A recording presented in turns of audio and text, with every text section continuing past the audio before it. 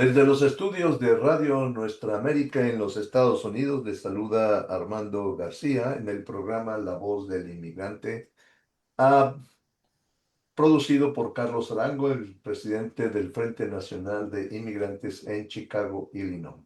En esta ocasión tenemos un programa especial porque por fin se nos hizo poder entrevistar a Antonio Pérez Sánchez, lo conocemos como el Che. Él escribió un libro que habla sobre el movimiento estudiantil de 1968, llamado Movimiento Estudiantil 68, el derecho de resistencia, reflexiones filosóficas y políticas desde Lecumber.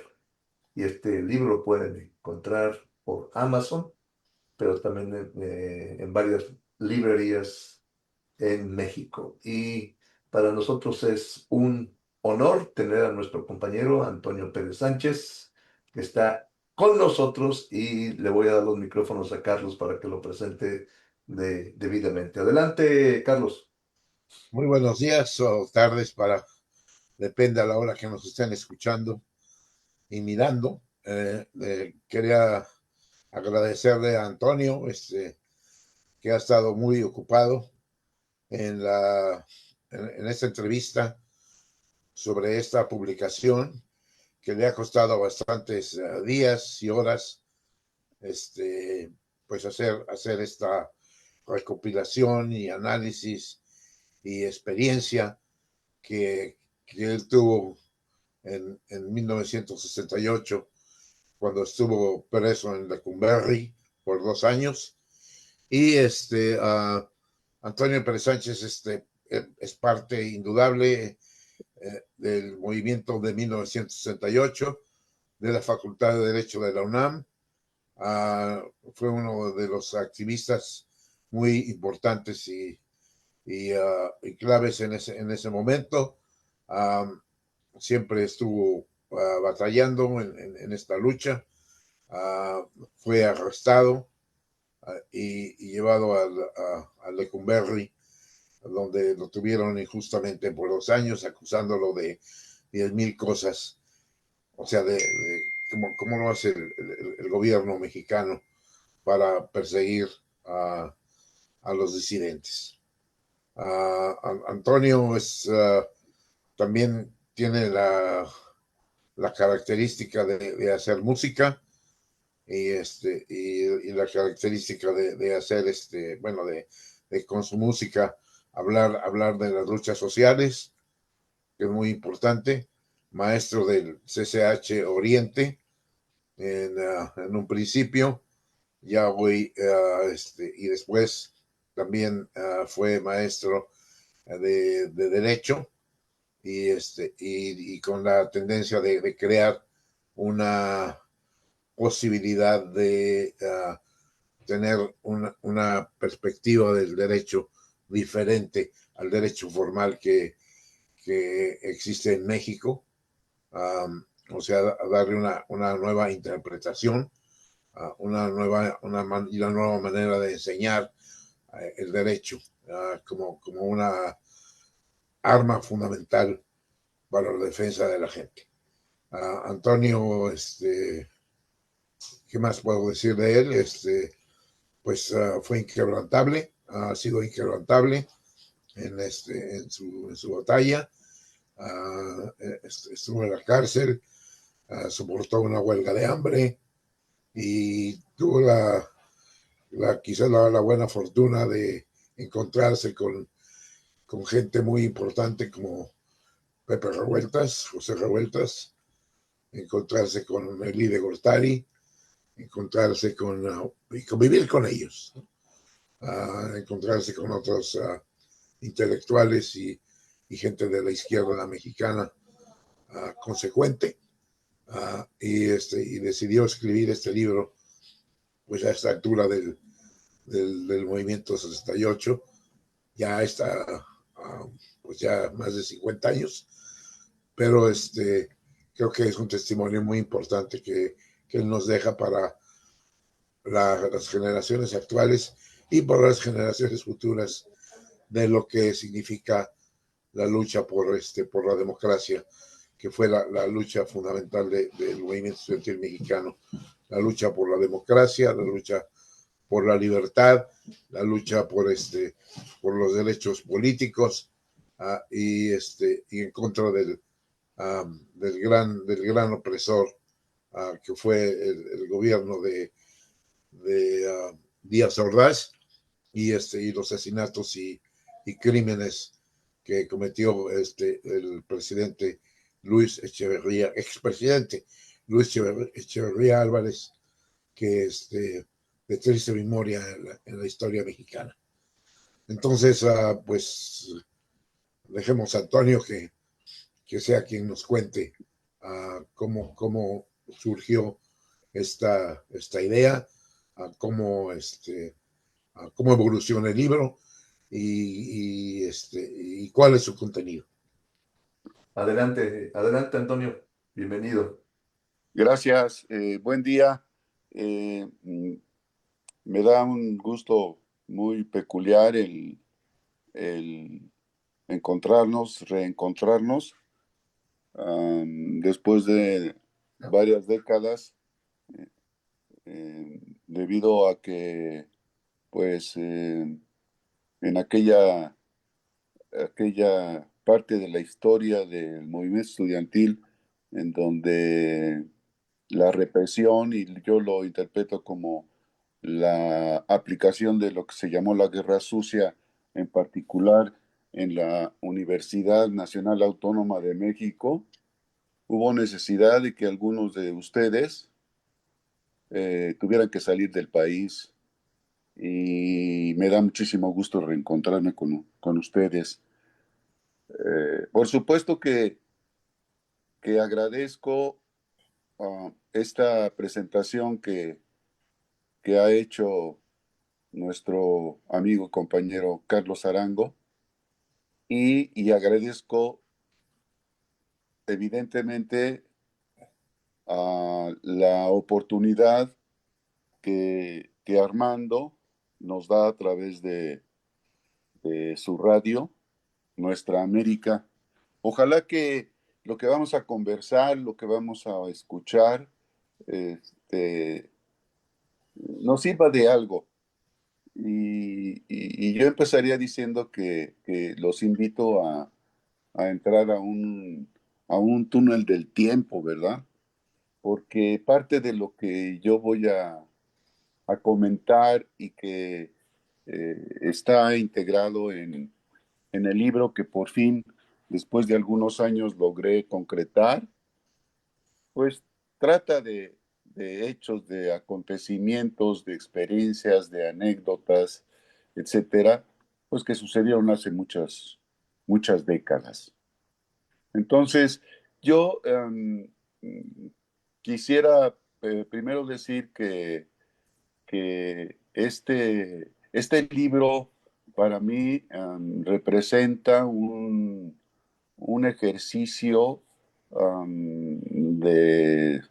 de recuerdo, pero también de reconstrucción de tiempos aciagos que vivimos los jóvenes de los años 60 en nuestro país.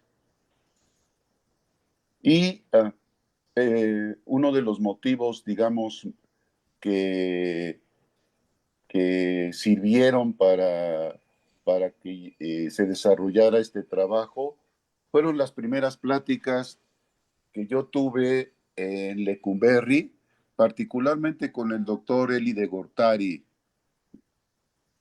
Para quienes no saben quién es, pues fue un filósofo muy destacado mexicano, fue miembro del Partido Comunista, fue rector de la Universidad Nicolaita, fue en el 68 integrante de la coalición de maestros en apoyo al movimiento del 68, y fue detenido durante la invasión que la Universidad Nacional Autónoma de México, Ciudad Universitaria, fue objeto por parte del ejército mexicano el 18 de septiembre de 1968. Y las primeras conversaciones que yo tuve con él, pues mm, me sirvieron para tener, digamos, algunos elementos que a la vez sirvieran como cimientos y punto de partida de una reflexión. Y se los comparto. Nosotros, durante los meses que van del 26 de julio en adelante hasta el 2 de octubre, eh, dimos una batalla, dimos una lucha contra un régimen autoritario, represivo, sanguinario, perverso, etcétera, que, que tuvo como respuesta nuestra el salir a las calles, el imprimir volantes, el participar en mítines, en manifestaciones. Eh, logramos a través de las asambleas que se realizaban cotidianamente en las escuelas, ya tanto en el Politécnico como en la universidad en, y en otras instituciones educativas, logramos crear lo que se denominó el Consejo Nacional de Huelga, que fue la dirección de este movimiento. Y yo le decía al doctor, al doctor de Gortari, que estaba yo preocupado porque hacía 3 o 4 meses que las calles eran nuestras, le mentábamos la madre al presidente, a la policía, a los granaderos, nos enfrentamos a ellos, etcétera, y que ya en ese momento ahorita le decía, estamos en la cárcel, doctor, y en realidad en 3, 4 meses cambió nuestra vida radicalmente. Entonces, a mí me gustaría saber eh, por qué sucedió esto y por qué estamos actualmente privados de la libertad y viviendo una situación de incertidumbre que nos cambió nuestra vida radicalmente. Entonces lo que él me sugirió fue que, pues que había que estudiar, ¿no? Había que revisar la historia de nuestro país para entender por qué estábamos ahí, ¿no? Y esto lo complementé con los comentarios que también sobre mis inquietudes me proporcionó José Revueltas, para quien él decía que la mejor universidad es la cárcel. Claro, lo decía porque él vivió desde muy pues, adolescente la experiencia de estar privado de la vida. Incluso estuvo 2 veces en las Islas Marías.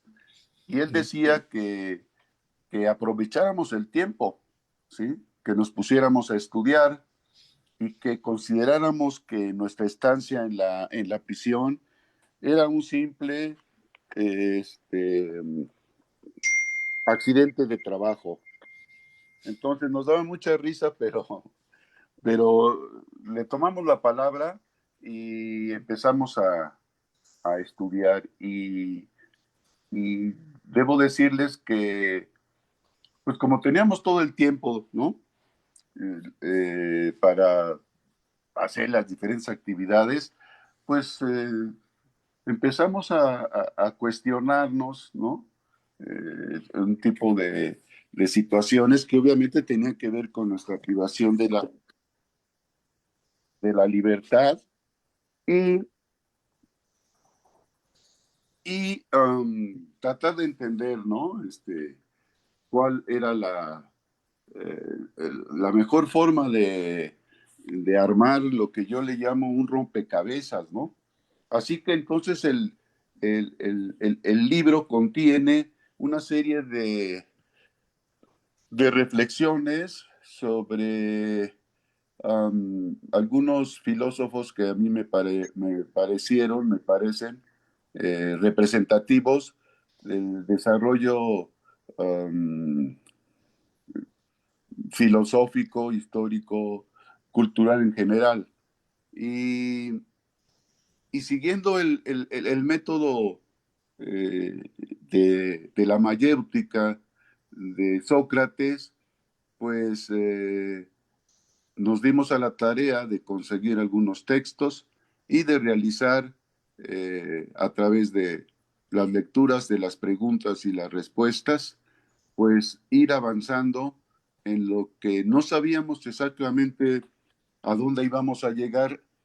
Me refiero a lo que nos estábamos proponiendo, porque vivíamos una incertidumbre que a veces no nos permitía hacer planes para el futuro, ¿no? No sabíamos qué iba a pasar ni cuánto tiempo íbamos a estar ahí.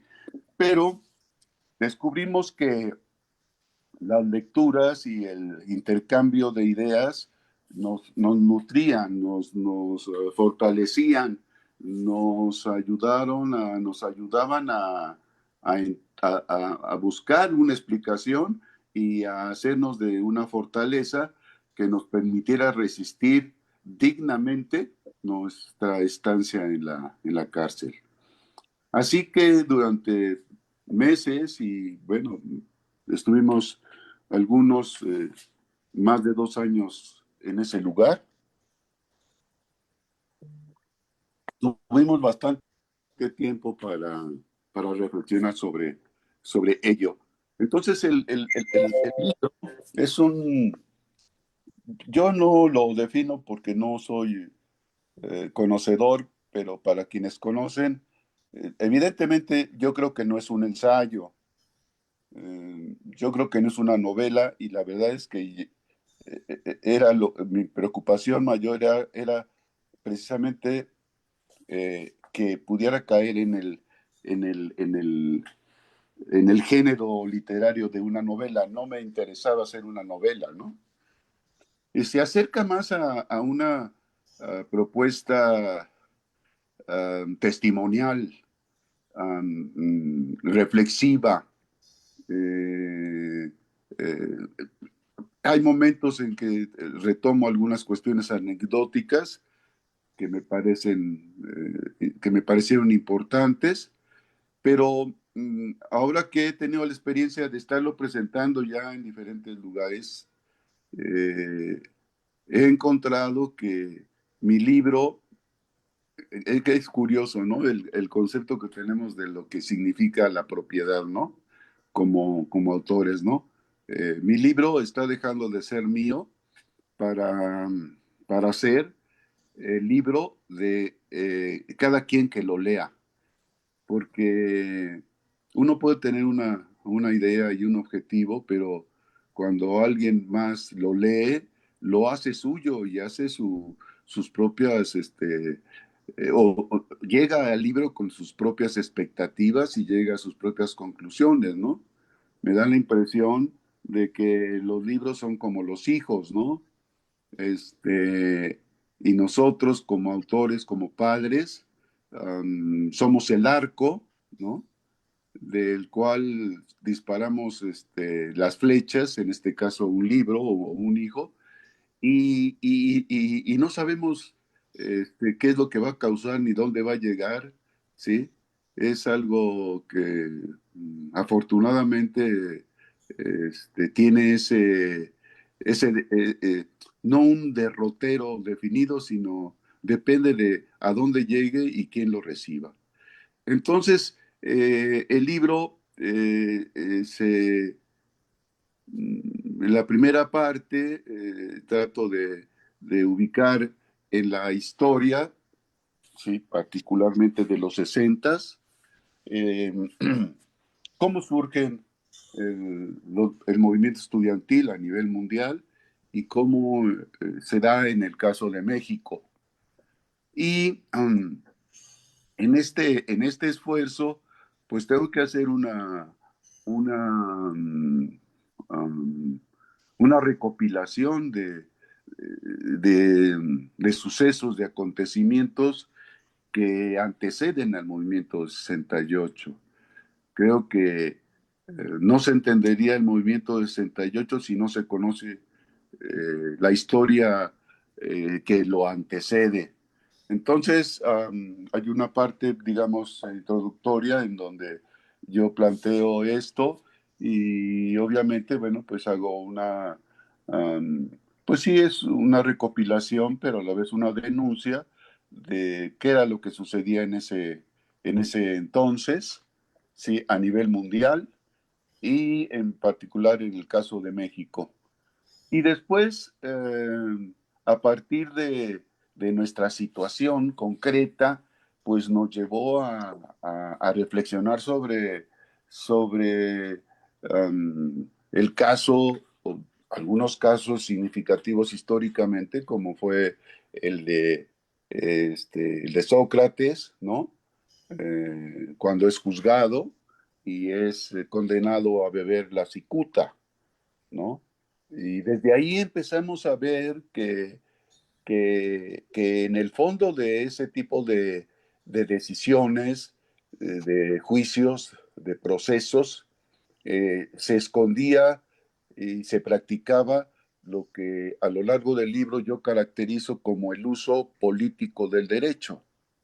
Evidentemente, tanto el, eh, la situación y la muerte de Sócrates como la del mismo Jesucristo, pues tiene que ver con asuntos sociales y con asuntos políticos. De tal manera que nosotros no éramos la excepción, ¿sí? Pero teníamos que buscar alguna explicación de ello, ¿no? Y pasamos revista a autores como Sócrates, como Platón, como Aristóteles, después nos fuimos a la Edad Media e hicimos una lectura bastante, ¿cómo se dice?, sintomática en el pensamiento de Maquiavelo. Para nosotros, Maquiavelo bueno, sigue siendo Maquiavelo uno de los autores más leídos, ¿no? Yo no tengo la estadística, pero después de la Biblia, yo creo que el libro del Príncipe ocupa un lugar significativo en la estadística de la lectura del mismo, ¿no? Entonces, después estudiamos a autores como Juan Bodino, estudiamos a John Locke, estudiamos a Montesquieu, etcétera, en el ánimo de seguir armando el rompecabezas. ¿Y cuál era el rompecabezas? Bueno, todas estas categorías y fenómenos o instituciones que históricamente surgieron, hago la aclaración particularmente en el mundo occidental, ¿no? En el mundo occidental, que es la parte que nosotros hemos heredado y hemos cultivado. Entonces fue muy interesante ver cómo a lo largo de las lecturas de estos autores fuimos encontrando categorías, fuimos encontrando conceptos. El primero, el del Estado, ¿no? ¿Sí? Bueno, yo diría que antes del Estado, el hombre, ¿no? Eh, el hombre, eh, digamos que es es el autor, es el que realiza, el que construye, el que se propone objetivos, ¿no? Y el Estado, sí, el surgimiento del Estado, en las teorías de estos autores a los que he hecho referencia, y posteriormente encontramos el concepto de Estado absolutista, cuál era su característica, encontramos el concepto de soberanía, ¿no? Que todavía en la actualidad sigue siendo muy importante. Está muy maltrecho por las políticas actuales que se han ido implementando, pero en nuestra perspectiva de ese entonces era otro de los conceptos que nos explicaba, ¿no? La definición y la importancia de, de la sociedad política, ¿no? El Estado propiamente. Luego con Montesquieu, bueno, pues antes de Montesquieu, en John Locke encontramos esta aportación de él que es la denominada división de poderes, que actualmente, desafortunadamente, y es muy contradictorio, que en la actualidad el régimen político mexicano, en lugar de fortalecer este tipo de ideas de la división y el equilibrio de poderes, se ha cargado por la concentración del poder, ¿sí? Entonces es muy paradójico, pero importante percibirlo, percibir eso y ver cuáles son los riesgos de ello, ¿no? Entonces, les digo, fuimos armando este rompecabezas con la suma de estos conceptos y claro, ejemplificados con las experiencias históricas, ¿no? O sea, muchos de estos autores, por ejemplo, el que más vivió, desde mi punto de vista, lo que escribió fue Maquiavelo, ¿sí? Pero, por ejemplo, Rousseau, pues escribe su libro, si mal no recuerdo, se publica, no sé si en 1750 y algo, y sus ideas, su proyecto político, bueno, pues se ve reflejado en la Revolución Francesa, ¿no? Hasta 1789. En ese sentido, estos autores son visionarios.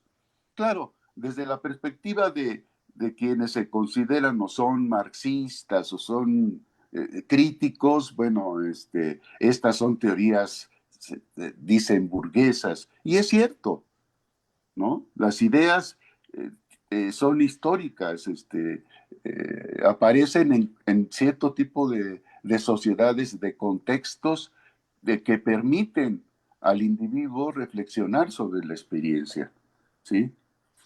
Entonces, así fuimos armando, ¿no?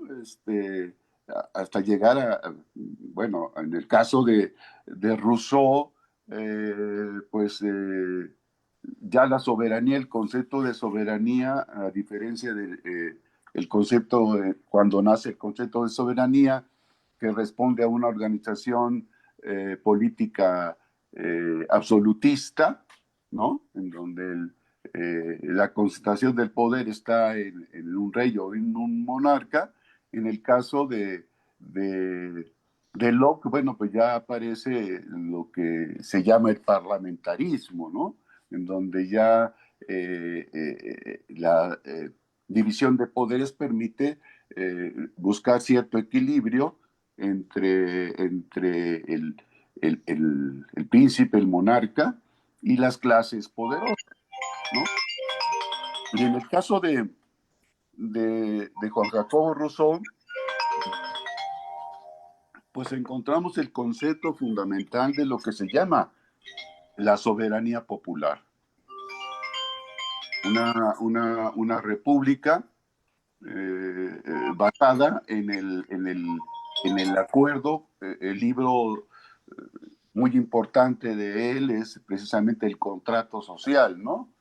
Donde él plantea que el individuo pasa de un estado de naturaleza al estado político y adquiere el concepto de ciudadano, es decir, de un individuo que interviene, participa en la toma de decisiones y que es, a pesar de los siglos que han pasado, sigue siendo preconizado y defendido en las sociedades contemporáneas. Entonces, después le dimos un llegue, digamos, así como la expresión más, eh, a lo mejor hasta vulgar, este, a Kant, y porque nos interesaba conocer también cómo las corrientes filosóficas idealistas, ¿no? Tienen su versión, y así llegamos a Hegel, ¿no? Que nos parece fundamental, ¿no? El pensamiento de estos autores Y esto me obliga a recuperar uno de los ejes que seguimos a lo largo de nuestro estudio, que fue el denominado derecho de resistencia, ¿sí? Que si mal no recuerdo es un concepto que crea, que defiende, que propone Juan Bodino, ¿sí? O sea, el derecho que tienen los individuos a cuestionar, a, a criticar, a combatir a los déspotas, a quienes en lugar de utilizar el poder para beneficio de las mayorías, pues lo utilizan para favorecer a los grupos poderosos o los grupos que detentan el poder económico. Entonces, para nosotros, descubrir este motivo inclusive de existencia de las comunidades políticas nos pareció fundamental. Ahí es donde nosotros conectamos nuestra participación política, ¿sí? Y ubicamos entonces, cuando hablamos del movimiento del 68, lo entendemos como el derecho que los ciudadanos tienen, ¿sí? De oponerse a la opresión. Y encontramos que este derecho pues es consagrado en la Declaración de los Derechos Humanos, ¿no? En 1948. Bueno, y ya en 1791, si mal no recuerdo, después de la Revolución Francesa, se reivindica el ejercicio de este derecho, ¿sí? Y así vamos avanzando en este concepto que para nosotros es un fundamento y además un proceso de legitimación de de nuestra práctica durante esos meses.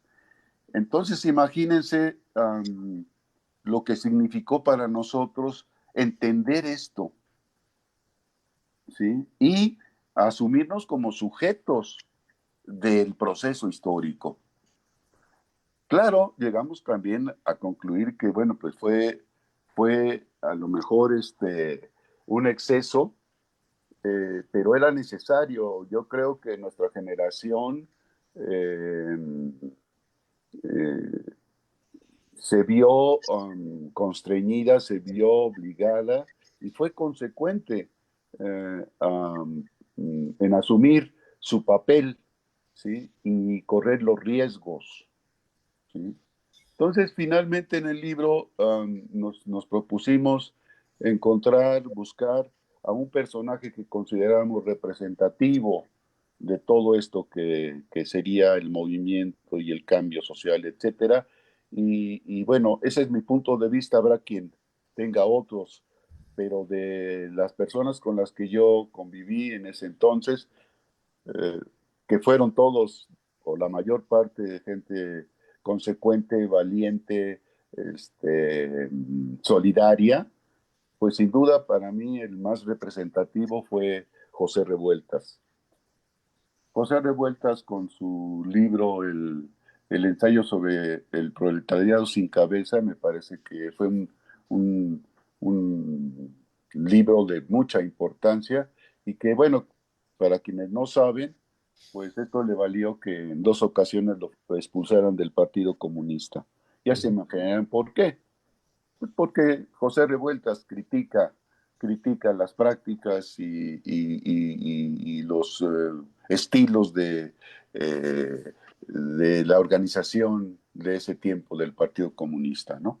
Entonces, digamos, esta reflexión, ¿sí? Pues se ve en el libro y es más o menos una forma de presentarlo, ¿no? Agregaría que el libro también, yo en la cárcel conseguí que introdujeron una guitarra y empecé a hacer algunas canciones. Entonces, las canciones también, de alguna forma, en alguna medida, representan nuestra experiencia y nuestra reflexión. De tal manera que en el libro es una mistura de anécdotas, de experiencias, algunas bastante difíciles, reflexiones filosóficas, pero también expresiones musicales. Entonces el libro está acompañado de lo que le llaman ahora el QR, de tal manera que quien quiera oír la canción con su teléfono le acerca al QR y eso lo remite a esta opción musical que es el Spotify, y entonces pueden escuchar la canción y ahí está la letra. En fin, yo dejaría aquí, ya me extendí mucho y preferiría que Carlos, como el que dirige esta entrevista, pues intervenga. Así que aquí dejo esta intervención. Entonces, tu libro se le llama que es un libro inteligente porque tiene los códigos QR. Aunque la persona que lo escribió es muy inteligente, pero el libro es inteligente porque tiene estos códigos. Fíjate que Tengo una eso pregunta antes de que Carlos hable. ¿Desde cuándo se te vino la idea de escribir esto? ¿Desde que estabas adentro o ya después con el paso del tiempo? ¿Desde cuándo decidiste, voy a escribir un libro sobre mi experiencia de los 2 años de Lecumber? Pues mira, esto empezó desde lo que estoy diciendo, desde las primeras pláticas que tuve con... Con Eli y con José Revueltas. Sí, Ujú, sí, yo decía, es que esto tengo que escribirlo. Y bueno, hubo semanas o meses que tenía yo una especie de diario, ¿no? ujú, Que era más rico que el libro, les soy franco, ¿no? Pero hay una parte en la historia, en el libro, que, que ilustró la experiencia de haber vivido un ataque de los presos comunes, en ujú, donde nos robaron, en el caso mío, hasta los zapatos, ¿no? Teníamos 20 días en huelga de hambre. ujú, Entonces, la huelga de hambre, y Carlos lo puede reafirmar, pues había trascendido no solamente el ámbito nacional, sino internacional, ¿no? Por ahí hay una carta que dirige Revueltas a Arthur Miller, que da cuenta de esto. Entonces, el gobierno mexicano, pues, estaba preocupado, ¿no? Por lo que esto podía significar. Y, y, y entonces armaron ahí una treta y soltaron a los presos comunes, nos atacaron, nos robaron, etcétera, etcétera, ¿no? Entonces ahí perdimos muchas cosas que eran valiosas para nosotros. Recuerdo una imagen en la que estábamos ahí en alguna parte de la salida de la crujía y estaba el doctor de Gortari. Él sudaba mucho, pero esa tarde yo lo vi, yo puedo decir que llorar, porque veía cómo los presos comunes, lo que lo que le llama, o le llamó Fano, ¿no? Los, ¿cómo le llaman? los condenados, ¿no? Los condenados de la Sí, tierra se ujú, apoderaban de lo que teníamos, ¿no? Entonces, salían a toda prisa, jalando, en fin, ¿no? Y el maestro de Gortari veía cómo volaban algunas de las hojas que él había escrito, man. Entonces se agachaba y recogía las hojas, ¿no? Lo que, una o dos hojas, tres hojas, ¿no? Entonces sí, ese tipo de experiencias, pues sí, cortó el que yo pudiera seguir escribiendo, ¿no?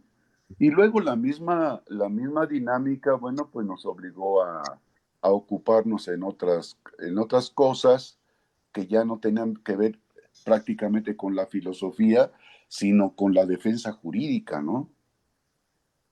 ¿Y cuánto tiempo te llevó en escribirlo? Más o menos, aproximadamente. ¿Un No, año, 2 años? no, Ya cuando mira, la decidiste, última, me la siento a última, escribirlo. la última referencia que tengo es casi 3 años. 3 años. Ok, Casi 3 años, sí, sí, sí. muy bien. Carlos. Sí, yo tenía un par de preguntas a Antonio, al Che. Ujú. Este, indudablemente, compañero muy emblemático en la Facultad de Derecho. No sé en qué momento aparece su, el llamarle el Che, pero era muy emblemática su figura, su participación, y, y nunca pensamos que fuera a parar en Lecumberri por 2 años o más. Pero él siempre había tenido es una persona, y creo que así, que lo sigue siendo, analítica, y una persona con mucha, pues con mucha claridad en términos de cómo manejar las cosas. No era de los acelerados, era más uh, reflexivo.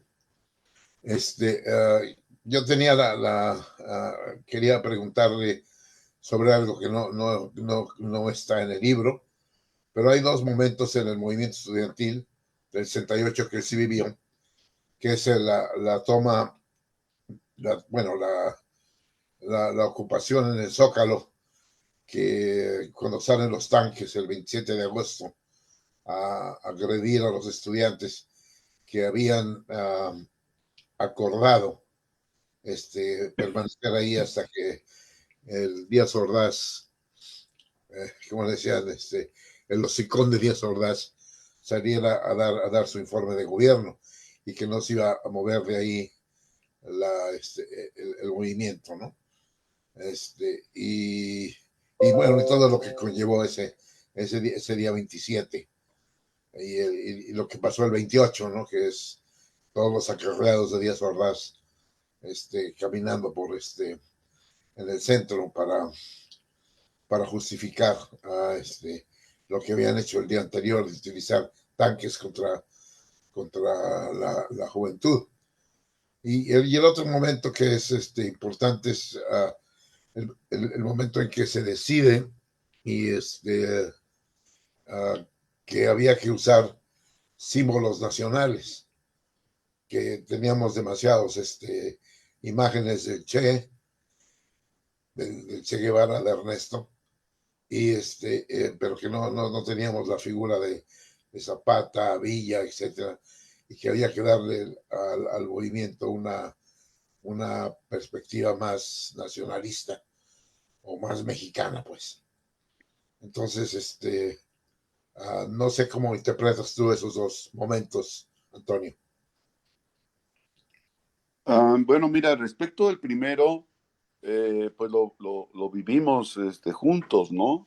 Claro, Y lo que recuerdo es que la decisión de quedarnos en el Zócalo fue una decisión que, por lo que yo me enteré después, pues fue una decisión que toma uno de los miembros del CNH, ¿no? No fue un acuerdo al interior del Consejo Nacional de Huelga. Ahora, ¿cómo se interpretó eso? Pues tú lo sabes, se ha escrito, ¿no? Sobre ello, ¿no? Y que le valió a este personaje,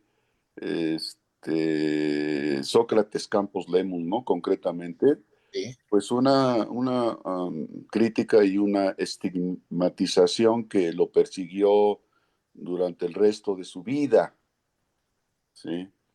Ahora, bueno, ¿cómo se dice? Hablar ya todo lo pasado, pues pues ya sucedió. Entonces, lo que yo puedo decir es que ahí juntos recuerdo, y tú seguramente también, pues nuestra dirigente al CNH, la terrible, grandiosa, poderosa, simpática, etcétera, etcétera, Roberta Bendaño Martínez, pues quiso que nos quedáramos como facultad de derecho enfrente a la puerta principal del edificio, ¿no? Entonces, cuando llegaron las tanquetas, pues los primeros que salimos corriendo fuimos nosotros, ¿no? Y cuando aparecen los soldados con las bayonetas Caladas. caladas, Ujú. carajo, mano. Entonces, pues sí, nos fuimos replegando y replegando, recuerdan, ¿no? Por la calle de Madero, y de repente corrían ellos y corríamos nosotros y nos deteníamos y se detenían y así nos fueron correteando. Me acuerdo que llegamos a la Alameda, ahí yo perdía la tita, porque claro, la tita pesaba barato 130 kilos, man. Entonces remolcar esa cantidad de kilos, ¿no? Pues no era fácil. Y claro, llegó un momento en que ella lo describía, que llegó un momento en que algún sardo que iba adelante, pues la alcanza y le dan un culatazo nada más, entonces la tiran, la tiran al suelo y para desgracia de ella fue a caer en una,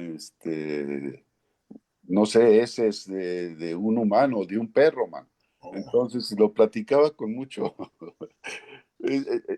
con molestia, pero además como era muy simpática, pues terminábamos Con riendo, gracia, ¿no? ¿no? Con gracia. Con gracia, sí. Ujú. Entonces sí, nos dieron una buena corretiza. Me acuerdo que ya, creo que al final ya se terminó esa corretiza ya casi llegando a Insurgentes. Mm. Eso es lo que me acuerdo, ¿no? Entonces, a lo mejor esto es anecdotario, pero el hecho de habernos quedado en el Zócalo se interpretó como una provocación. Yo creo que todavía, pues ya hablar sobre, como digo, sobre lo que ya sucedió, eh, no sé qué tan importante sea, ¿no? Porque ya la historia ya se escribió. Pero, pero si nosotros hiciéramos el ejercicio, y me acuerdo que Revueltas de repente lo planteaba, ¿no? El hubiera. Nosotros, esa expresión del hubiera como un tiempo del verbo, se dice normalmente que no existe, pero Revueltas lo planteaba de tal manera que la verdad nos hacía dudar, ¿no? Y yo ahora lo dudo, ¿no? Porque imaginemos que nosotros después del día 27 de, de septiembre, ¿sí? Hubiéramos reconocido, bueno, después del informe, que fue el día primero, ¿no? sí, Digo, el 27 de agosto fue cuando nos quedamos ahí, sí, el en el 28 Zócalo. fue cuando Es el día de mi santo, inclusive yo fui detenido ahí. Ajá. Sí, está, Si nosotros entre comillas, si el Consejo Nacional de Huelga hubiera dicho hasta aquí llegamos, ¿sí? Y hubiéramos negociado el levantamiento de la huelga sin que nos aferráramos a conseguir el pliego petitorio, ¿qué hubiera pasado? Decía Revueltas, ¿sí? Revueltas llegó a plantear el regreso a clases, ¿sí? Pero la dinámica o la sinergia que tenía el movimiento eh, no dio oportunidad de eso, ¿no? Pero la reflexión y la pregunta, pues no sé qué tan válida sea, pero como un ejercicio, sí, ya para la ciencia ficción, para quienes escriben ciencia ficción, a lo mejor alguien escribe, ¿no?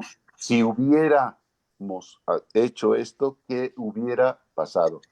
Ojalá que alguien escriba sobre eso. Yo no tengo la facilidad para Bien. desarrollar Y, eso, pero y ahorita que dijiste es que si alguien le hubiera escrito sobre eso, ¿tu libro qué hace diferente a los otros libros que se han escrito sobre el 68? ¿Qué pues es lo que mira, lo hace diferente? primero que mi libro hace referencia al 68, toma imágenes y documentos y mm, hechos históricos reales, Ujú, pero va más allá de lo que se ha escrito en cuanto a cubrir el tiempo. O sea, el movimiento, se ha escrito mucho sobre el movimiento, pero el movimiento lo terminan el 2 de octubre, ujú, ¿no? Y además con una lectura que no siempre es compartida, ¿no? De hablar de una derrota, de la masacre, todo lo negativo, etcétera. Mi libro pretende aportar o pasar revista de lo que no se ha dicho o de lo que se conoce poco o que no se conoce, que fue nuestra estancia en la cárcel. Es decir, yo, siendo consecuente con mi planteamiento del derecho de resistencia, estiro el movimiento hasta nuestro encarcelamiento, ¿sí? O sea, el movimiento para nosotros, que en el caso de Roberta, de la Nacha y yo, nosotros fuimos detenidos hasta 1969, el día 2 de enero de 1969. O sea, para nosotros empezaba lo que yo le llamo la odisea carcelaria, ¿sí? Y sobre eso no se ha escrito, o se ha escrito muy poco. Entonces creo que eso lo hace un poco diferente y también um, um, sí, un texto que recupera y que informa, ¿no? Y que sirve de alguna manera, alguna forma, en que quienes no lo vivieron, quienes no lo han estudiado, sepan que el movimiento del 68 no termina el 2 de octubre, ¿no? Las consecuencias y la riqueza de ese movimiento, bueno, lo tenemos hasta el presente. Todavía la presidenta actual, ¿no? Cuando toma posesión, pues hace referencia a ello, ¿no? Que por cierto, yo creo que nosotros no, al menos yo no estoy satisfecho con que nos digan que piden disculpas, ¿sí? No es suficiente, ¿no? Eso de pedir disculpas. Tenemos compañeros que han muerto, o tuvimos compañeros que han muerto, y tenemos compañeros que están enfermos, que no tienen ni trabajo ni asistencia social, ¿sí? Y que inclusive nos han dificultado el apegarnos a la ley de reparación integral por nuestra participación en el movimiento y haber sido sujetos a la política de la guerra sucia, ¿no? Entonces, ahora estamos viendo la posibilidad de retomar eso y exigir al gobierno, porque inclusive, bueno, no inclusive, existe una ley que nos favorece, ¿no? Y así como en otros países, ¿no? En Argentina, en Uruguay, etcétera, han sido, um, han sido beneficiados, ¿no? Con una reparación del daño por lo que, por lo que fuimos sometidos, ¿no? Estamos en eso, estamos preparando un grupo y un documento para demandar esto. Claro, tenemos que acreditar que padecimos esta situación, ¿no? ujú. Ok, Carlos, otra pregunta y después ya vamos cerrando Sí, por el tiempo. Ujú.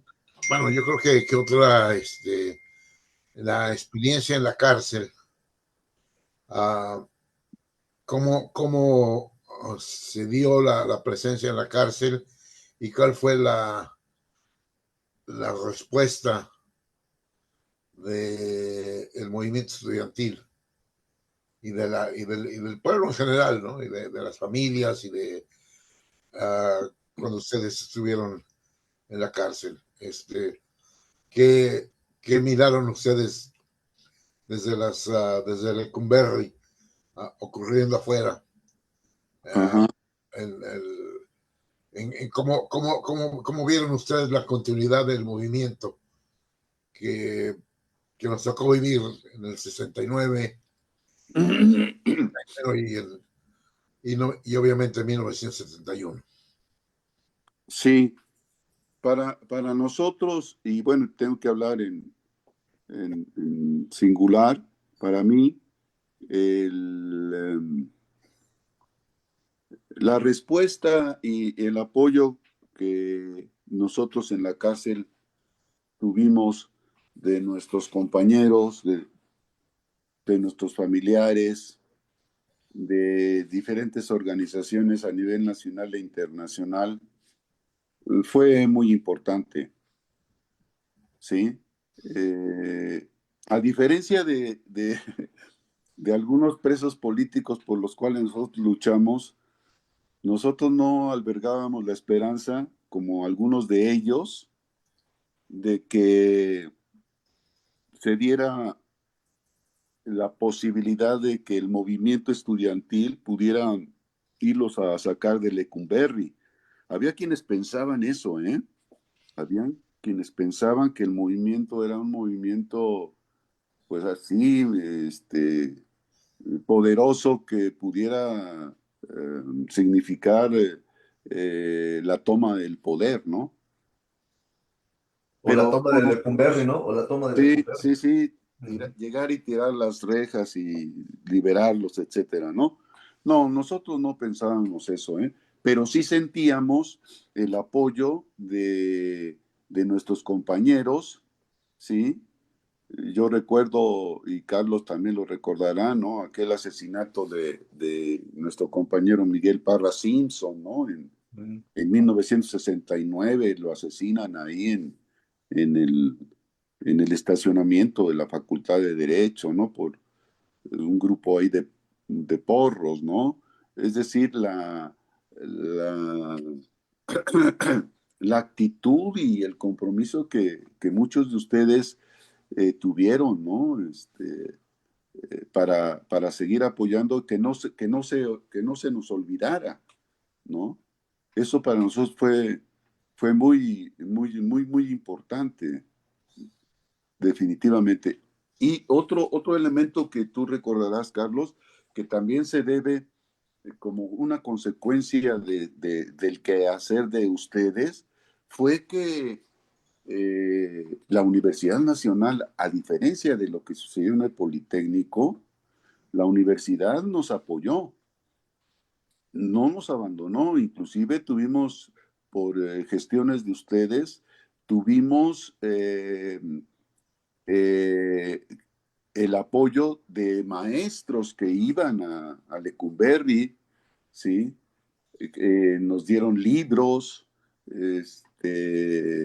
no perdimos nuestra calidad de estudiantes. En el caso de los politécnicos, sí, sí, muchos de ellos ya no regresaron al Politécnico, los expulsaron, sí. Entonces, eso hay que decirlo, la universidad, de esos años, al frente primero el ingeniero Barro Sierra y después el doctor Pablo González Casanova no nos abandonó. Inclusive, después de que nos sentencian, eh, la propuesta de luchar por conseguir una ley de amnistía, pues sale de la iniciativa perdón por la redundancia, de don Pablo González Casanova, ¿sí? Y se llevó adelante. Entonces, yo te podría decir, Carlos y Armando, que para nosotros fue muy importante ese, pues mantener, ¿no? Por parte de ustedes, no olvidarnos y bueno, pues les consta que algunos de nosotros salimos de la cárcel y nos integramos, nos reincorporamos al comité de lucha y nos involucramos de manera muy seria en el apoyo al movimiento ferrocarrilero, ¿no? Que encabezaba Demetrio Vallejo. Esa fue una excelente experiencia. Y bueno, como decía Carlos, bueno, muy pronto nosotros salimos, yo salí en febrero de 1971 y para el 10 de junio ya teníamos nuevamente el pie, la bota de militar y de los grupos paramilitares, ¿no? En contra del movimiento, ¿no?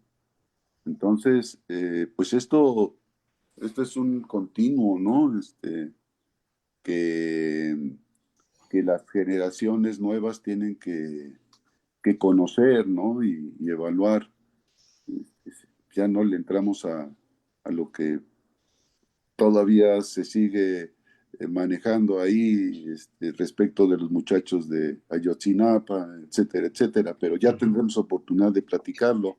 claro. Entonces es lo que te podría yo comentar y a la vez agradecer, ¿no? Nosotros afortunadamente contamos, cuando se vino la represión muy fuerte ahí en la UNAM, ya habíamos abierto el camino de los compañeros en Estados Unidos, ¿no? Que gracias a ello fue que logramos que algunos de ustedes, bueno, ustedes mismos, Ujú. lograran no caer a la cárcel, ¿no? Pero hubo compañeros como Pedro Castillo, como Antonio, de Loarte, el primer apellido es Castillo Antonio del Arte. Castillo de Loarte, pues pasaron algún buen tiempo en la cárcel, ¿eh? 2 años, Entonces, Castillito. sí, sí, sí, sí. Entonces, eh, pues esa es parte de lo que falta escribir y ojalá que lo podamos hacer. Ok, ¿y el libro dónde lo pueden adquirir? Ahí baja tu cámara porque estamos viendo, ya conocimos la pared de tu casa y el techo. ¿Ahí me estás viendo? Sí, ahí sí. ¿A dónde se compra el libro? ¿Cómo se puede adquirir? Por Amazon ya lo dije yo, Sí. pero en México o ya lo venden en el extranjero, platícanos de eso. No, fíjate que no, ha sido muy difícil, ¿eh? Se está vendiendo no en todas las librerías del Fondo de Cultura, en 10 librerías se está vendiendo impreso y en Amazon se consigue la versión impresa que para mi gusto es muy cara. Ujú. Y lo hace. Sí, sí lo hay, pero cuesta, bueno, en pesos, 550 pesos. Mm, En el Fondo de Cultura lo están vendiendo en 200 pesos. ujú. Y existe la versión digital, Blanda, en que blanda, ¿no? es más económica, es de 149 o 150 pesos. Ujú. Y yo espero que ya la próxima semana también entre a El Sótano. Este, eh, la semana pasada tuve oportunidad de presentarlo en el Zócalo y ya conseguí que la Brigada para Leer en Libertad, que, que coordina la esposa de Paco Ignacio Taibo, también lo empiece a vender.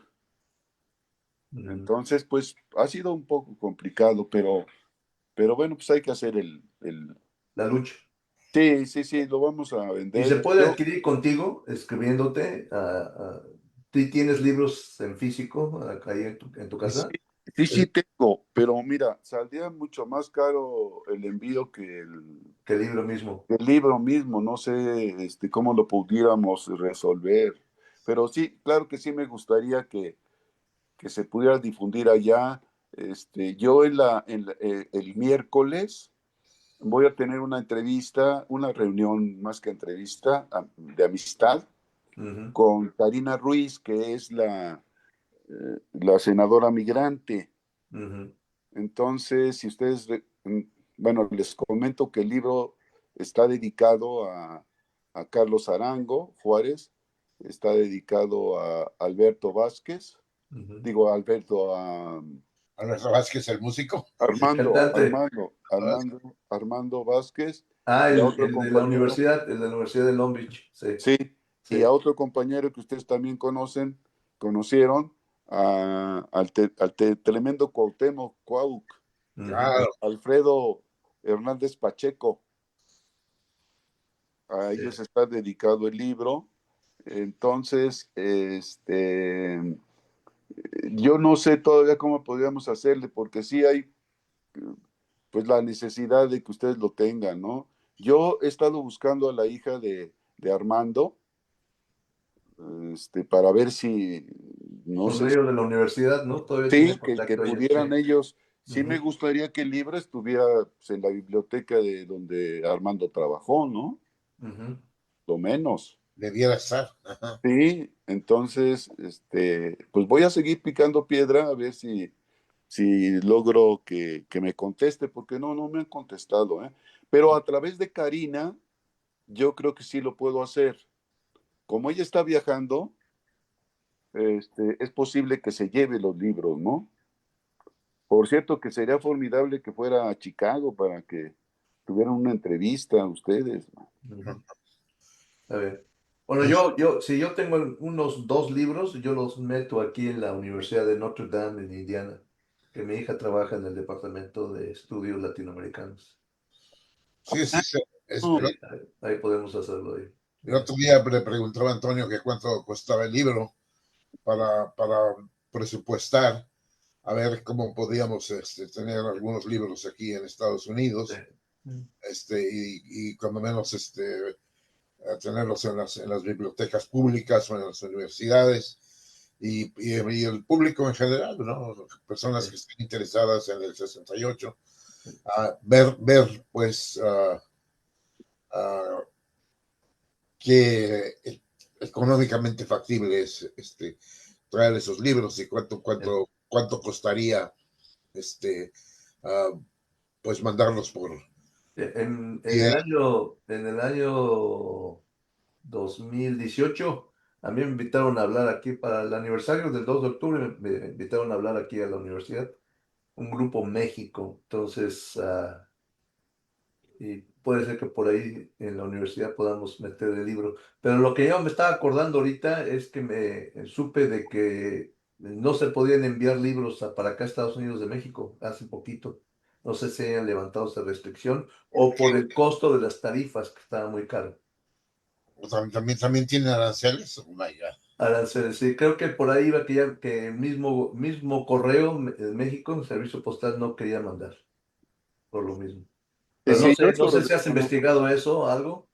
Yo lo desconozco, no, la verdad es que he dirigido mis energías más a la presentación de aquí. Voy a estar en la delegación Tlalpan, Mm, en la alcaldía de Tlalpan, muy pronto, y espero que Elena Poniatowska me abra el espacio de la fundación mm, para presentarlo ahí. Sería mm. fantástico. Sería muy bueno. Ujú. Entonces, en eso estoy, y bueno, ha tenido buena aceptación, eso me da gusto.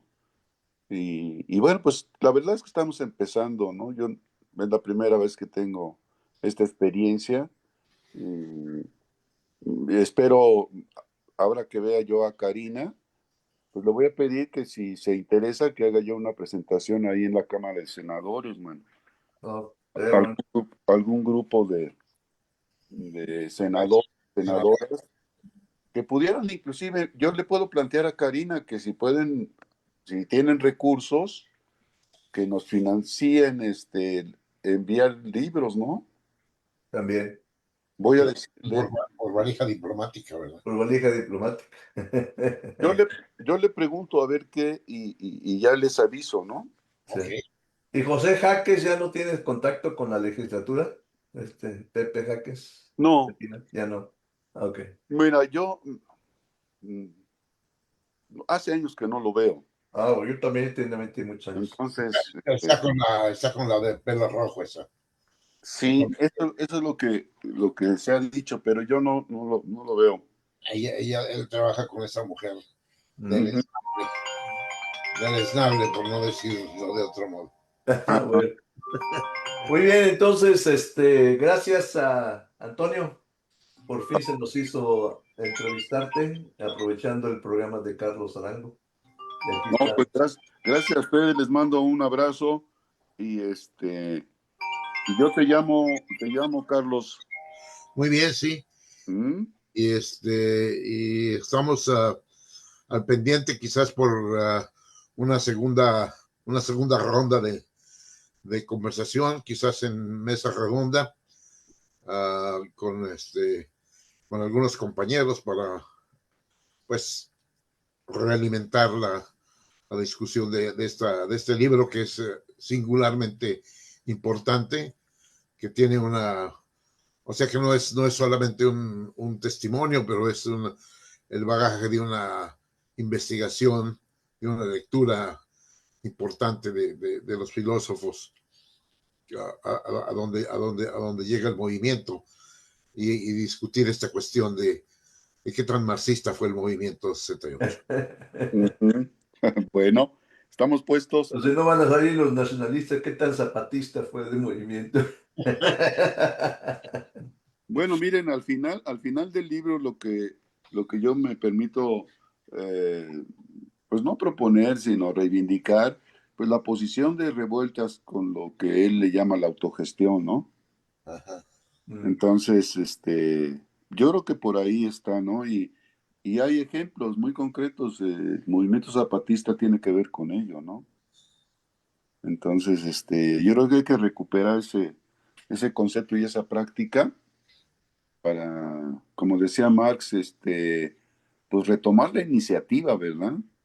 Porque tanto el Estado como las organizaciones políticas nos han quitado nuestra esencia, digamos, ciudadana y democrática, ¿no? Y han hecho con ello, pues, lo que han querido y se han visto beneficiados, ¿no? Entonces, yo creo que hay que recuperar este tipo de planteamientos, ¿no? Y bueno, O sea, de recuperar la democracia real, ¿no? De pues alguna sí, manera. recuperar la iniciativa yo lo veo aquí en mi colonia, ¿no? Caray, man, los vecinos que no se interesan por nada, ¿no? Bueno, muchas gracias, Antonio. Un No, hombre, abrazo desde gracias a acá, desde ustedes. Estados Unidos. Un abrazo, Que Hasta estés muy bien luego. un abrazo. y mucho éxito Gracias. en el libro. Gracias. Muchas gracias. Está usted viendo el programa La Voz del Inmigrante, dirigido por Carlos Arango desde Chicago, Illinois. Este es Radio Nuestra América en los Estados Unidos también. Y aquí estamos con Antonio El Che, conocido amigo, escritor, dirigente, profesor universitario. Sí, Hasta luego, que les vaya bien a todos. y también. Luego, buena tarde. Buenas tardes, hasta luego.